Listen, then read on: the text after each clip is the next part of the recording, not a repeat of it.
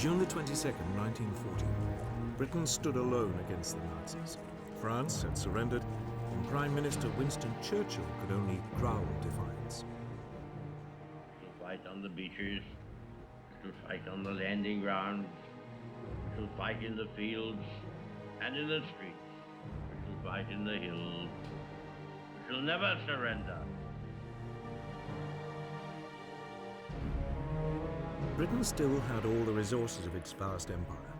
Canada, Australia, New Zealand, South Africa, India, and a host of other territories had all been quick to declare war on Germany.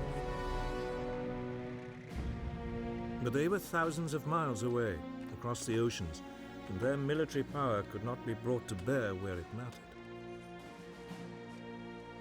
Britain's situation seemed hopeless, and Hitler had no doubt that Britain would soon try to negotiate a peace. But Churchill quickly showed how determined he was prepared to be in the war against the Nazis.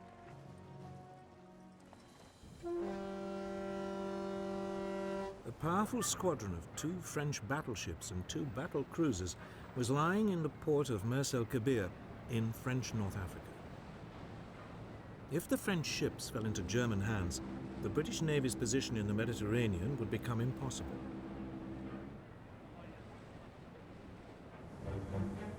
So on July the 3rd, a Royal Navy task force demanded that the French ships either join it or sail to a neutral port to be interned. The French refused. So the British opened fire on their former allies.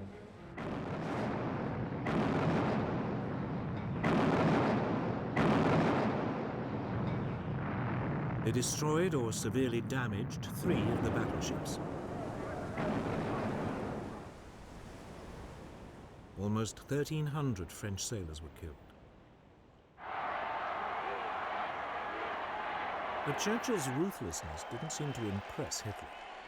On July the 19th, he returned in triumph to Berlin and was greeted by more than 1 million people. That day, he made a speech in the Reichstag, the German parliament, offering peace terms to Britain. His offer seemed generous. Britain could keep its empire. In return, Hitler wanted a free hand in Europe. His plan was to conquer the countries of the East in order to win Lebensraum, room to live, for the German people. But Churchill would have none of it. The British would fight on. This would, as he put it, be their finest hour.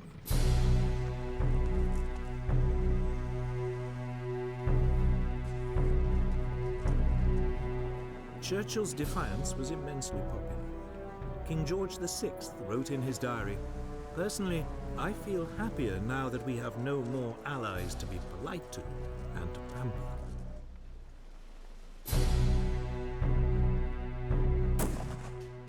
But it was difficult to see how Britain could ever turn the tables and actually win the war. The British Army might have survived Dunkirk, but it had lost almost all its tanks, artillery, and transport in the evacuation. It had just 25 divisions armed mainly with rifles to resist the vast armored columns of the world's most fearsome war machine.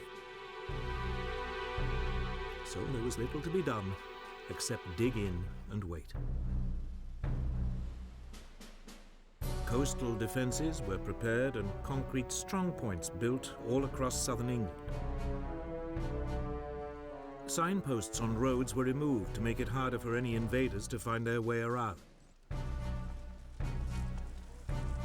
Large open areas were littered with obstacles to deter airborne troops. A volunteer defense force, the Home Guard, was recruited. It was made up of men who were otherwise ineligible to fight, often because of their age.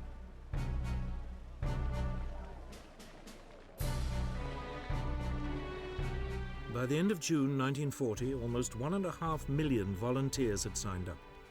But there were few weapons with which to arm them. Hitler, meanwhile, was getting on with his invasion plans, codenamed Operation Sea Lion.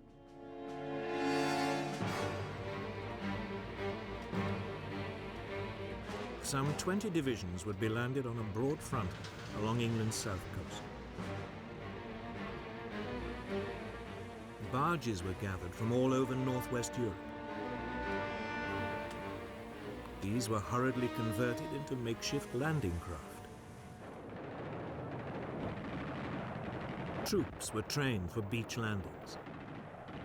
But for all Hitler's bravado, those planning sea lion were worried. Hitler might dismiss the English Channel as just another river to be crossed. But Britain's navy was still the largest in the world.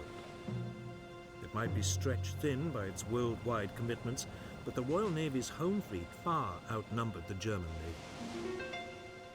The German naval chief, Admiral Erich Raeder, had no confidence that he could seize control of the English Channel for long enough to get the army across. But the Germans did have one area of apparent massive superiority. The Luftwaffe far outnumbered Britain's Royal Air Force. The Luftwaffe's commander, Hermann Göring, had little doubt that he could establish air control over the Channel long enough for sea lion to take place.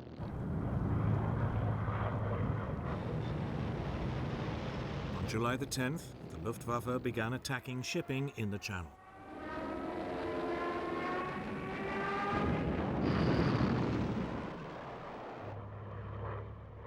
In response, the British had two of the most outstanding of the new breed of single-engine, multi-gun monoplanes.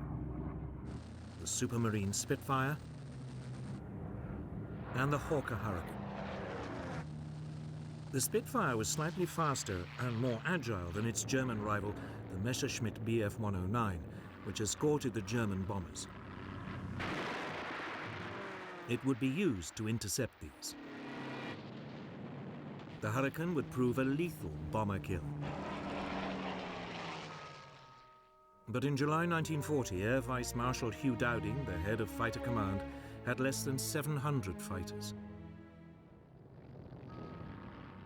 Against them were 2,600 German fighters and bombers. The odds against the RAF were daunting. Dowding knew that he could not take on the Luftwaffe every time it came over the Channel. So when the Germans began hitting British shipping, he did nothing.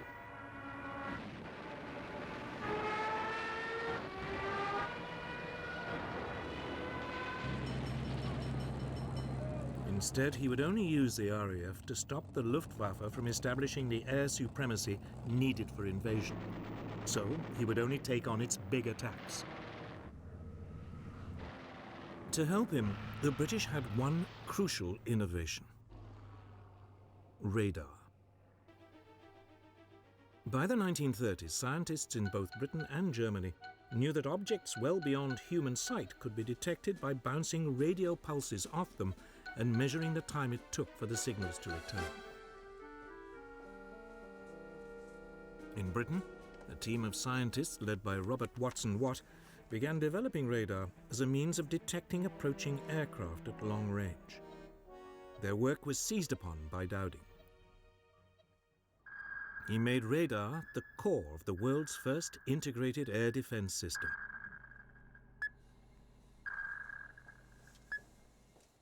Known as Chain Home, this was a string of 21 300-foot-tall radar masts sited along the south and east coasts of Britain.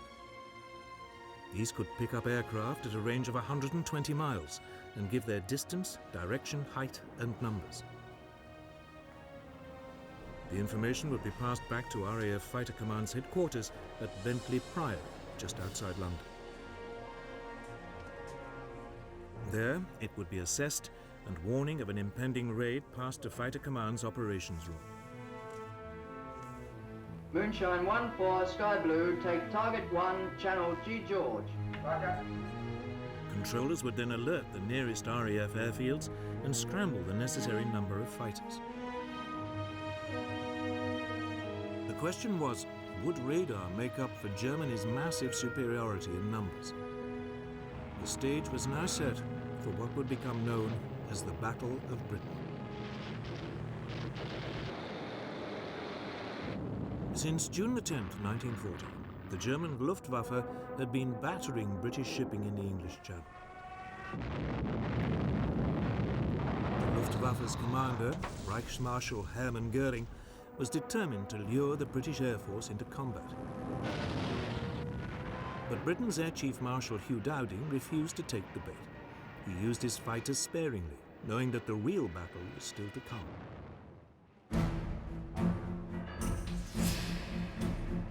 As this first phase of the Battle of Britain began, the Luftwaffe had a massive superiority in numbers. It had 1,100 single-engine fighters available to the Royal Air Force's 700. Almost all the German fighters were the excellent Messerschmitt Bf 109E, with a top speed of around 350 miles an hour. About two-thirds of the British fighters were Hawker Hurricanes, slower than the 109s but more agile. The remainder were Supermarine Spitfires, with a top speed similar to the 109s.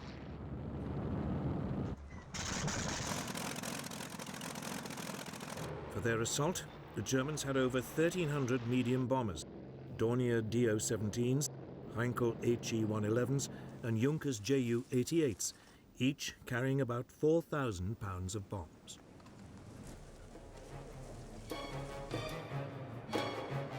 Göring selected August the 13th as Adlertag, Eagle Day, for the start of his main assault.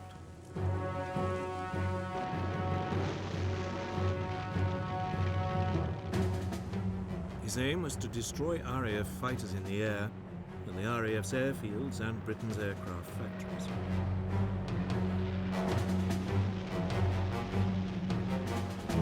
Softening up attacks were made the day before. These concentrated on the airfields and the radar towers along the south coast.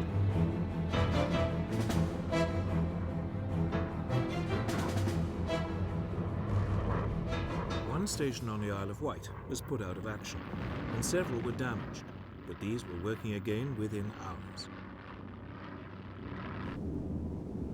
Göring did not believe that radar had a significant role to play in the battle, and so these attacks were not repeated. It was a big mistake. Adlertag dawned cloudy, so the main assault was postponed until the afternoon. When it came, radar gave ample warning. Snowmass calling. Planes heard 3 miles southwest.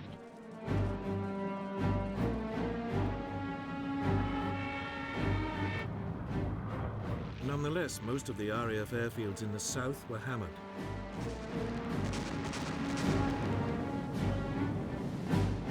But by the end of the day, none had been put out of action. The Luftwaffe lost 46 aircraft. Britain, just 30.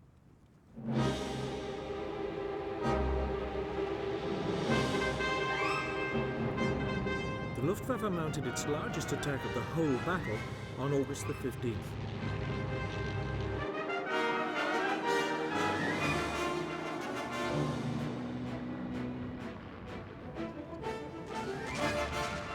Waves of heavily escorted German bombers forced their way through to the RAF airfields.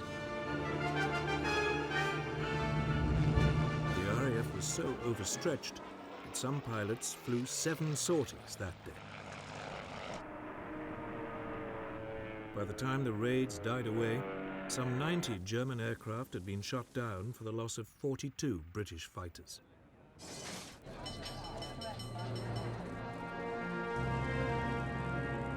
The battle continued with equal ferocity over the next few days. Both sides became increasingly exhausted. Dowding tried to rotate his pilots to rest them, but he simply did not have enough of them. Many were being sent into battle with just 10 hours flying experience.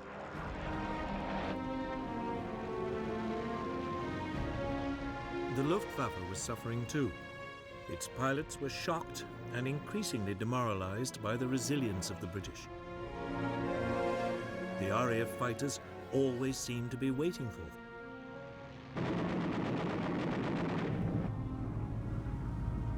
As the fighting wore on for 12 solid days, the British losses began to creep up to match those of the Germans. The Royal Air Force was close to breaking. To turn the screw, Goering began using his bombers to attack at night as well. But this decision had an unexpected outcome. On the night of August the 24th, a flight of Heinkel bombers lost its way and bombed the city of London.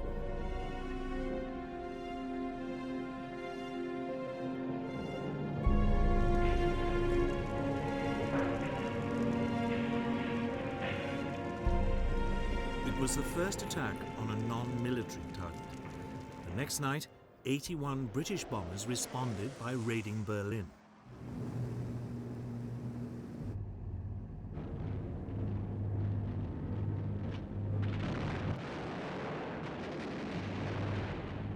Hitler was infuriated and demanded massive retaliation.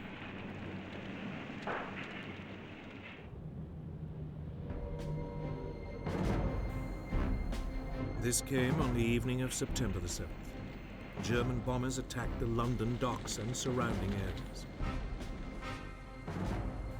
More than 450 people died and thousands of homes were destroyed. But in fact, this was Goering's second crucial mistake. By switching from the RAF's airfields just at the moment when it seemed about to break, he gave it the respite it needed. Had Goering continued to attack the airfields, the RAF could not have continued to defend the skies. Instead, on September the 15th, British radars picked up another massive assault on London. The first wave of 100 bombers and 400 fighters was intercepted. Fighting raged all the way from the coast.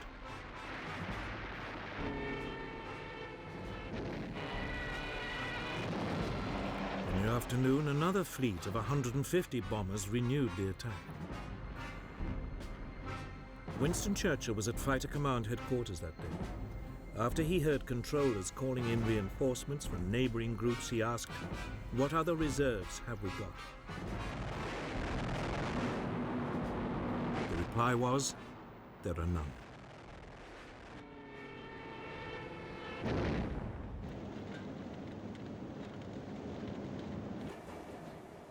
But it was obvious that the Luftwaffe had failed to gain control of the air. And on September the 17th, Hitler postponed Operation Sea Lion. The Battle of Britain did not really end, it died away. Hitler now tried a new tactic. By October the 5th, the daylight raids stopped, and the Germans concentrated on bombing Britain's cities by night. This was a so-called blitz. London was attacked every night but one, up to November the 12th. On November the 10th, the centre of the city of Coventry was obliterated.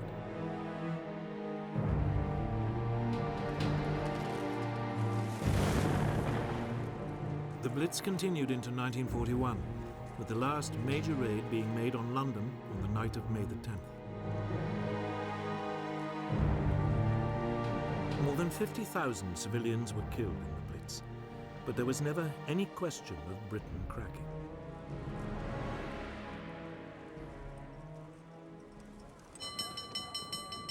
Victory in the Battle of Britain was a moment of huge national relief.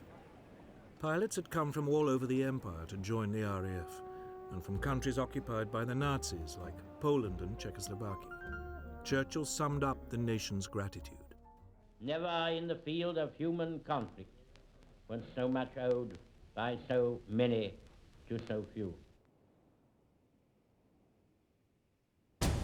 But for Hitler, this was no more than an irritating setback. Britain, he was convinced, could never be a serious threat. So he now turned to Eastern Europe.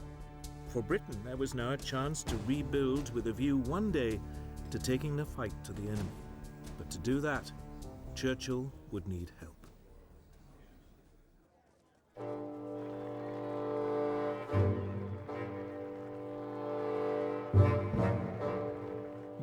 have won the Battle of Britain, but it was still immensely vulnerable.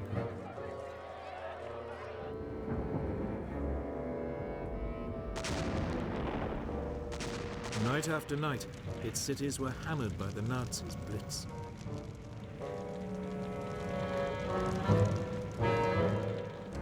Its supply lifelines at sea were under constant assault. Churchill needed more help.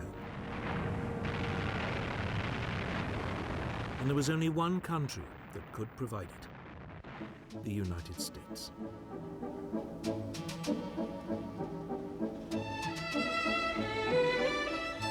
By 1940, the US had recovered from the Great Depression and the economy was booming again.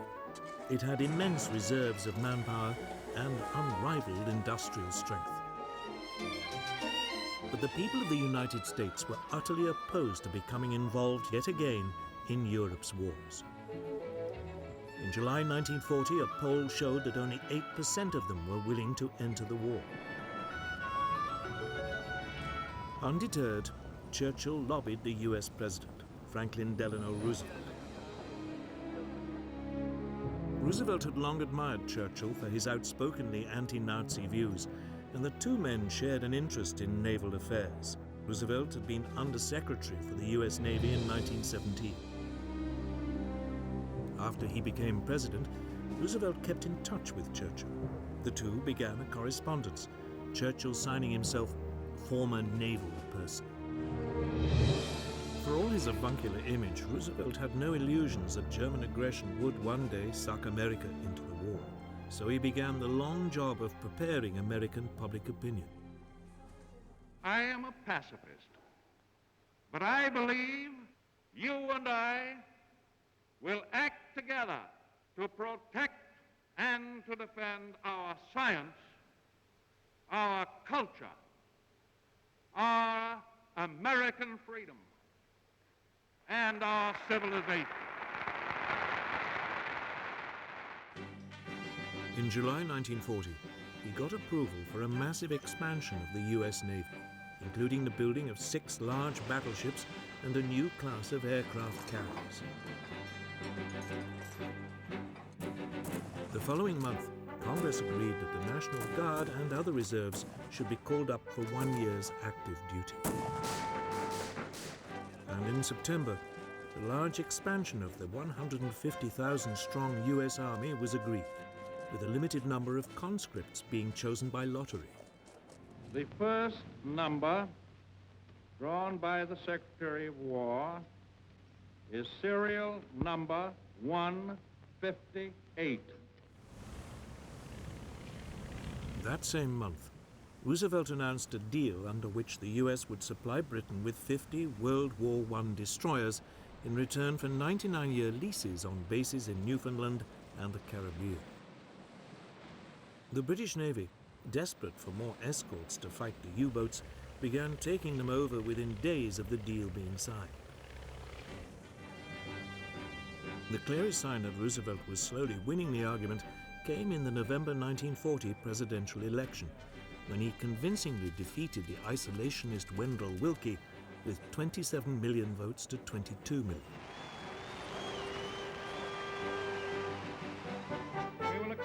At the end of the year, Roosevelt spoke to the American people, setting out the 4 essential freedoms which he believed were at stake, and which Britain was fighting to uphold: freedom of speech and religion, and freedom from want and from fear. To save these, the United States must become the arsenal of the democracies. In other words, it must arm Britain. We shall send you in ever-increasing numbers ships, planes, tanks, guns. That is our purpose and our pledge. But some Americans remained implacably opposed to helping Britain. One of the most outspoken was the American ambassador in London, Joseph Kennedy, father of the future president, John F. Kennedy. A Boston-Irish businessman who had made his fortune booze smuggling during Prohibition, Kennedy hated the British and seized every opportunity to claim that they would shortly be forced to surrender.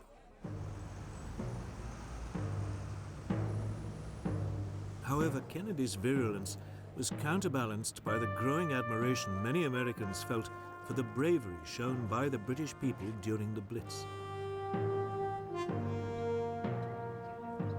In particular, the broadcasts by the CBS London correspondent Ed Murrow helped to change public opinion.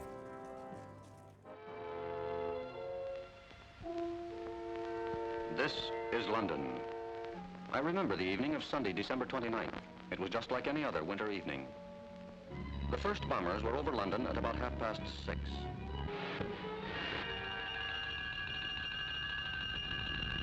Soon the fires hissed from the top-story windows. Hitler once boasted, "I will rub out their cities."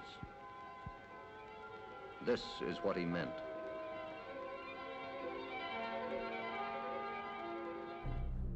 Encouraged by his electoral success, in January 1941, Roosevelt introduced his so-called Lend-Lease Bill.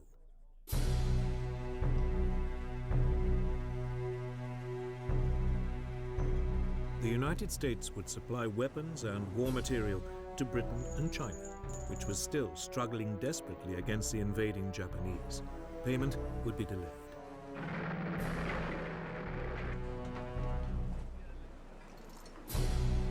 Roosevelt likened Lend-Lease to lending a neighbor a hose to put out a fire. He would worry about the payback later. Roosevelt was also being canny. It also meant that, unlike in 1917, if America had to enter the war, it already would have a substantial weapons industry.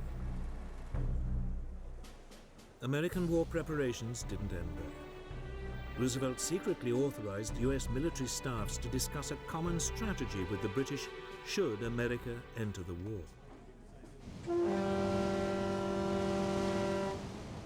By April 1941, he felt confident enough to take another step to help Britain at sea. He greatly extended the Pan-American Security Zone, the area within which U.S. warships would protect U.S. merchant vessels. In May, U.S. troops set up bases in Greenland, and in July, U.S. Marines were sent to replace the British garrison in Iceland, which was there to deprive the Germans of its harbors.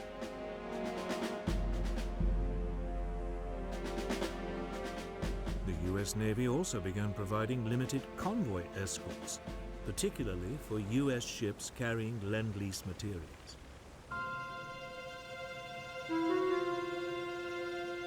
Hitler now gave his submariners strict instructions not to sink American ships, as he didn't want to provoke the United States into war. But inevitably, there were clashes. On September the 4th, 1941, a British aircraft attacked a German submarine. Thinking that the strike had come from the nearby U.S. destroyer Greer, the U-boat fired a torpedo at it. The Greer responded with depth charges, and there was a running battle which lasted 3 hours.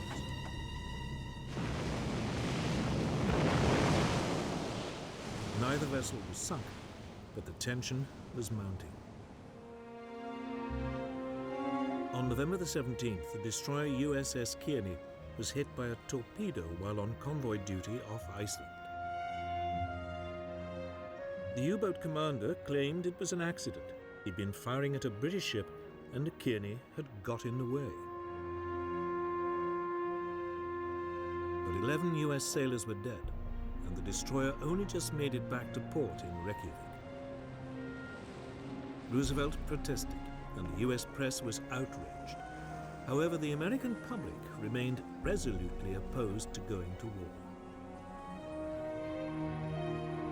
Within weeks, at the end of 1941, the situation was reversed in a single day.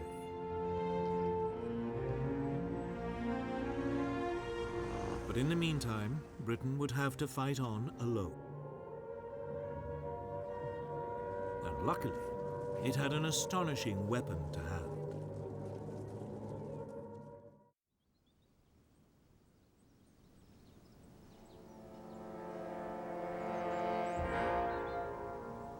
It looks like just another mansion in the English countryside, a bit run down. But Bletchley Park once contained a secret that fundamentally affected the course of World War II.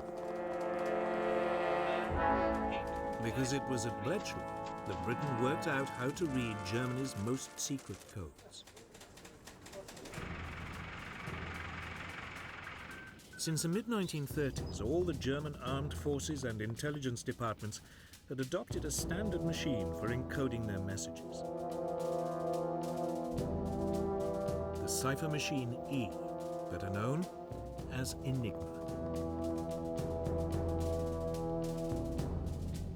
It was developed in the early 1920s as a handy tool for businessmen to keep commercial messages secret.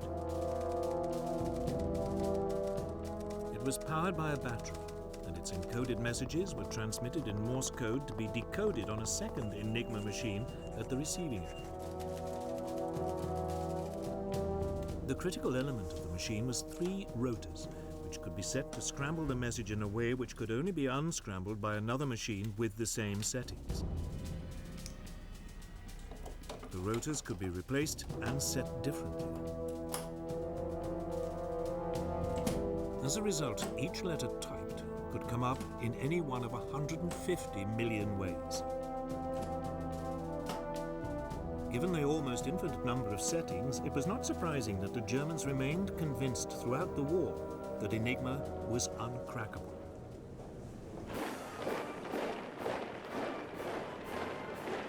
It was the Poles who took the first steps in solving this baffling puzzle.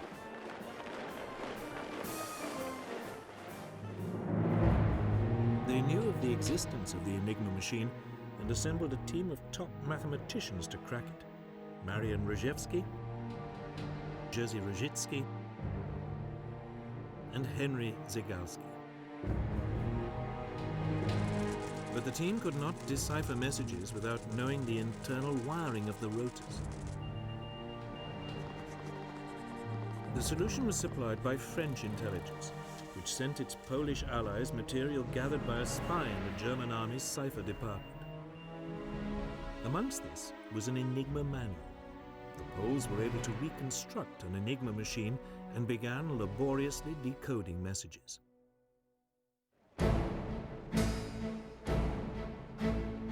By July 1939, Hitler was sounding increasingly threatening towards Poland.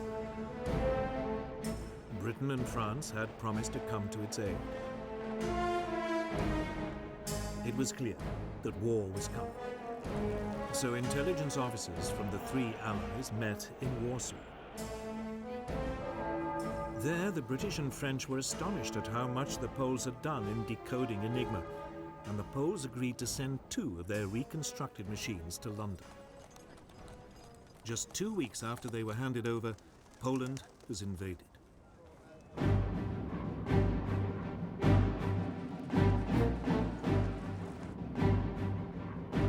By the time Poland fell to the Germans, the Polish cryptographers had destroyed all evidence of their work on Enigma.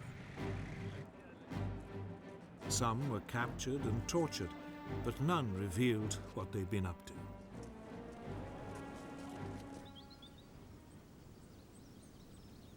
The task was now taken up by the British at their government code and cipher school at Bletchley Park, near London. Its head was Commander Alistair Denniston. Denniston recruited a strange collection of mathematicians, chess masters, and crossword puzzle experts to continue the decoding. Among these experts was Alan Turing at Cambridge Dawn. In 1936, Turing had described the idea of a universal computing machine, a machine that he believed would one day be able to solve all mathematical problems. He used his ideas to design decryption machines known as bronze goddesses. The raw material for Bletchley came from the British WWII service, a chain of radio listening stations which monitored and recorded German transmissions. The messages were fed into Bletchley's bronze goddesses, and permutations run until at last the key was found.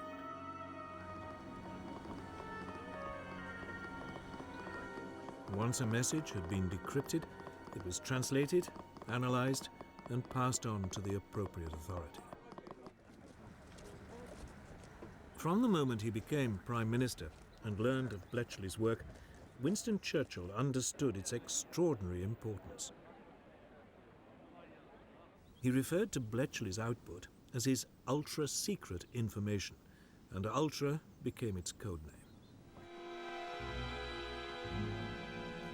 The distribution of ultra was tightly controlled. Senior commanders were shown only that information which directly concerned their operations. The need to keep the source of the intelligence secret was so great that Churchill insisted that no action could be taken on the basis of ultra material unless a cover plan had been developed to convince the Germans that the intelligence must have come from another source.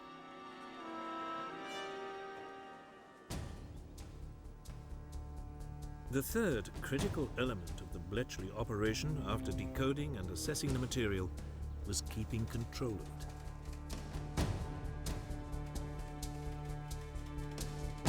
Often ultra revealed vital information about German plans and actions. News of forthcoming attacks and other intelligence was filed away in a massive card index system. This was constantly mined for answers to questions great and small. By the end of the war, Bletchley was decoding much of the German traffic almost as fast as it was being sent.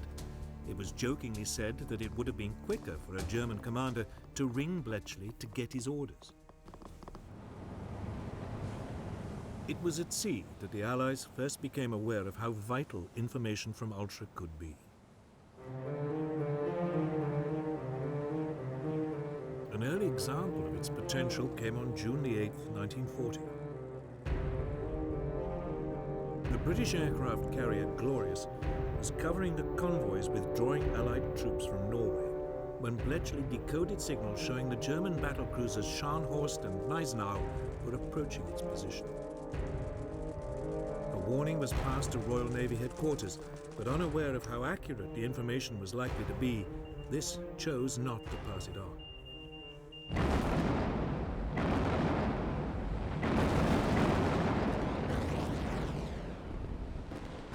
The Glorious was intercepted and sunk.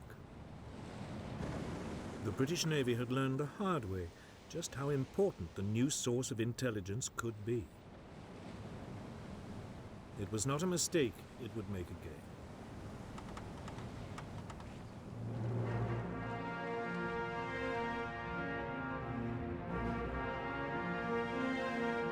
Bletchley also performed a critical role in the build-up to the Battle of Britain. It had provided a clear picture of the Luftwaffe's order of battle and the overall strategy being adopted by its leader, Hermann Goering. This information convinced the head of British Fighter Command, Air Vice Marshal Hugh Dowding, that his tactic of committing his fighters bit by bit rather than in large numbers was the correct one, a tactic that played a crucial part in preserving the RAF's narrow winning margin.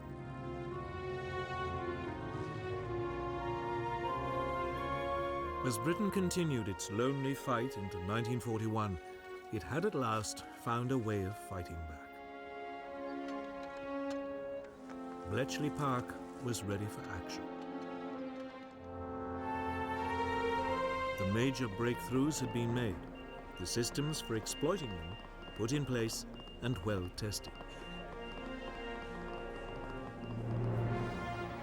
In the coming years, Ultra and the work of Bletchley Park would prove vital to the Allied successes. But as the Battle of Britain and the Blitz ground on, these were still a long way off. Churchill still needed more immediate results. And by early 1941, he thought that he had at last found a way to get them.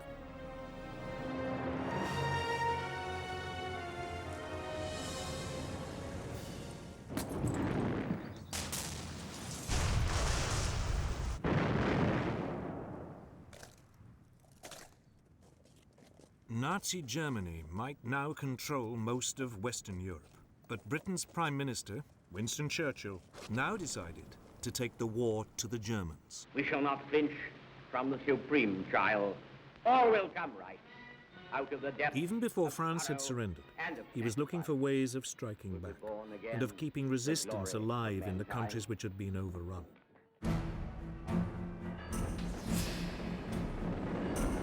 Just as the last troops were being taken off the beaches of Dunkirk, Churchill was already planning ahead. He wrote to his chiefs of staff demanding the formation of raiding forces which could attack the coasts of occupied Europe. Within a few days, a call for volunteers had been circulated to create a force of 5,000 men. They were to be called commandos, after the highly mobile Boer units which had fought the British for 3 years in South Africa at the turn of the century. 10 commando units, each of 500 men, were set up. They began practicing attacks from the sea.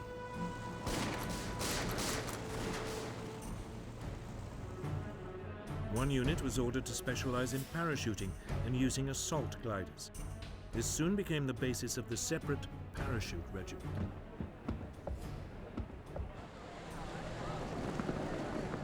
Admiral Sir Roger Keyes was appointed Director of Combined Operations. Churchill instructed him to prepare to mount 3 major raids as soon as the threat of an invasion of Britain had passed. One of Keyes' first tasks was to develop ships which could land his new troops. 3 cross-channel ferries were converted so as to carry landing craft.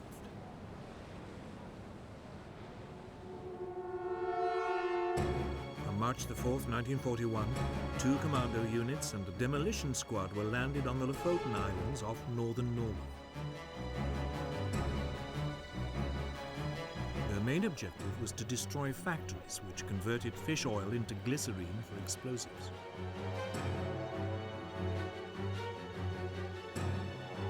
The commandos achieved total surprise and landed without a shot being fired. A German armed trawler in the harbour was seized. They quickly destroyed the factories and the fish oil tanks.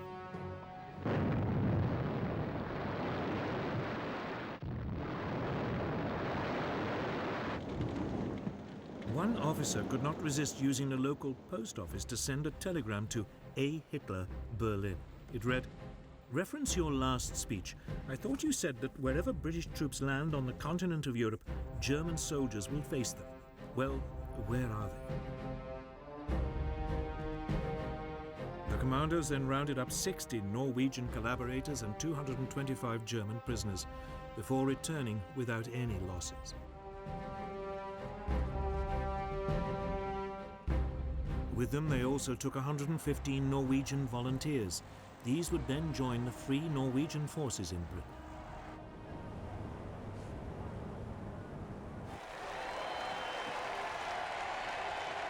The Lofoten raid was an enormous public relations success and a huge boost for British morale.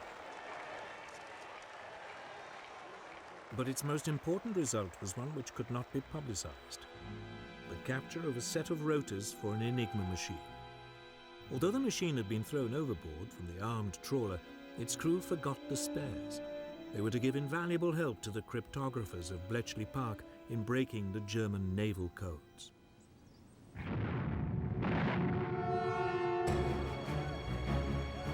Then in December 1941, 4 commando units landed at the Norwegian port of Vagsø and were immediately involved in heavy fighting. The approach to Vagsø was covered by the small island of Malö, on which the Germans had placed artillery.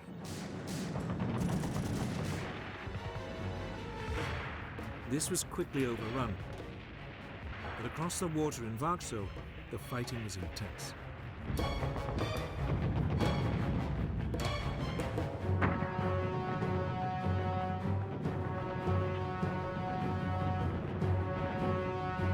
It took several hours for the main German garrison to be subdued.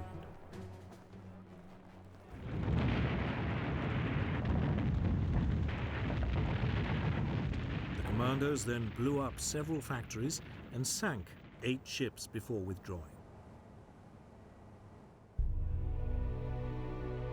These raids convinced Hitler that sooner or later the British would attempt to retake Norway. So for the remaining 4 years of the war, he kept some 250,000 troops there. Troops which might have proved vital on other fronts. But effective as they were, commando raids were not enough to stop the Nazis. Churchill needed other ways to hurt them, so he focused on the resistance movements in the occupied countries.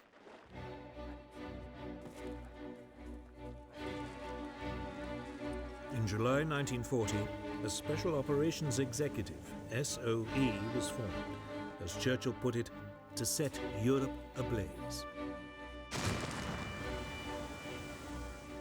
Its objectives were to encourage sabotage of the enemy war effort, gather intelligence, and prepare clandestine forces to disrupt German defenses.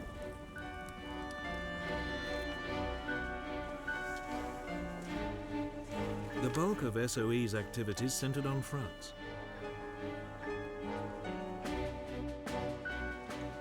Soon, agents were recruited in Britain to build up and coordinate the French resistance networks. Radio operators and couriers were also trained to support them.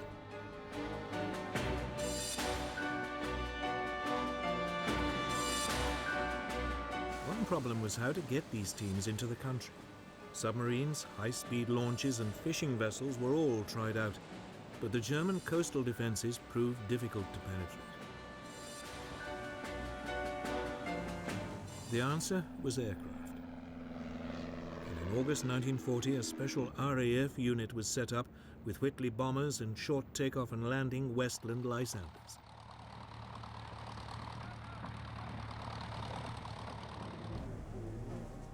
Agents and equipment were either parachuted in from the bombers or flown in and brought out by the Lysanders.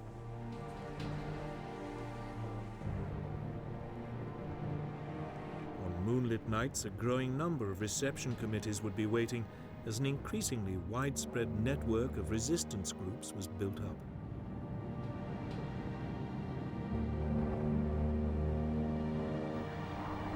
But all the while, they were hunted by an increasingly sophisticated German counter-espionage system. This used direction-finding equipment to locate hidden radios and double agents to infiltrate networks. The work of SOE agents was desperately perilous, and their life expectancy short. The slightest lapse in concentration might betray them to the Gestapo. Many suffered torture and death. But Churchill was sure it was worth it. Keeping resistance alive in the occupied countries gave hope to millions that liberation would eventually come.